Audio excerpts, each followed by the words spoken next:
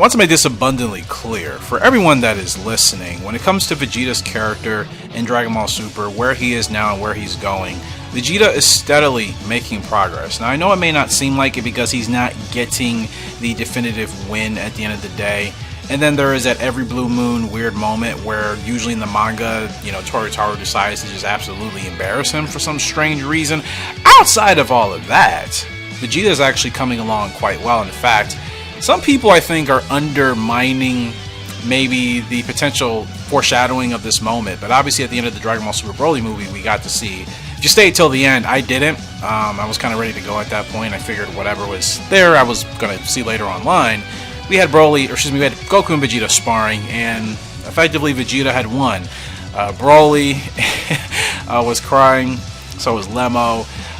Because they probably knew how much that moment meant to Vegeta. And to be honest, I mean, if that's really the first time that Vegeta's actually definitively beating Goku in a sparring match, I guess that is a pretty big deal. And again, I feel like that hasn't been highlighted too much, because outside of just kind of the funny theatrics of it, it actually highlights how much progress Vegeta is making in his training, which to me I think is going to only go up from here. And I do hope that Vegeta is going to be able to tailor and focus a lot of that newfound strength in a more positive way. Like, I hope whenever we see him tap into Ultra Ego again, yeah, he's still going to have a bit of that ego, but I hope it's a bit more controlled. You know what I mean? Like, kind of equivalent to, and at the same time, like, I'm not expecting it to be like Super Saiyan Blue, because that would kind of defeat the purpose of Ultra Ego. But if every time he taps into that form, he just loses his mind and then he ends up being too cocky and ends up obviously, you know, putting himself in a bad situation or something else, then like,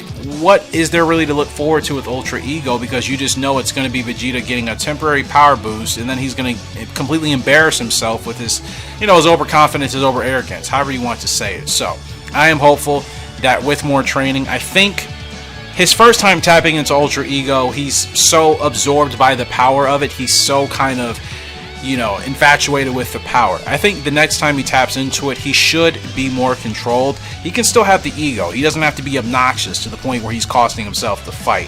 He can still have that chip on his shoulder, but he can be much more zeroed in to make sure that he stays focused on the task. And I think that is going to represent the destroyer Vegeta, as you will, because right now he still hasn't matured to that stage yet and to that point.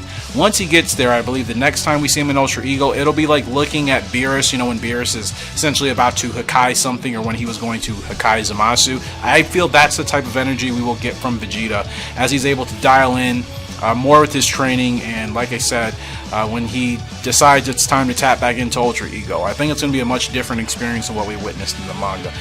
Just wait for it, man. It's foreshadowing. It's coming. Like, it blows my mind. Like, people like watch and listen to Dragon Ball and read it, but they like don't believe in foreshadowing, and a lot of things in Dragon Ball are foreshadowed at some point. I get it that it may take a couple of months or years, but usually when you see something, it does end up turning into something else in the show or in the manga at a later point. I believe that was the beginning for kind of Vegeta's rise to becoming an even more efficient, powerful, and focused warrior in Season 2 of the anime. I just think there's quite a number of people that are kind of overlooking it, but, you know, we'll see. But I have a good feeling that's what's going to happen. So let me know your thoughts in the comment section below if you wish to do so. Make sure to subscribe if you haven't done that either for weekly Dragon Ball content. Got a lot of videos coming out for you guys over the next week, so make sure you're here for all of the good stuff, good discussions, because before you know it, the anime is going to be back. We'll see a trailer. It's months away, probably half a year, maybe a little bit over that, but it's going to be back soon, and I can't wait. So I appreciate you guys. I'm 4J's all the time. I have you right now, but I will see you all later. Goodbye.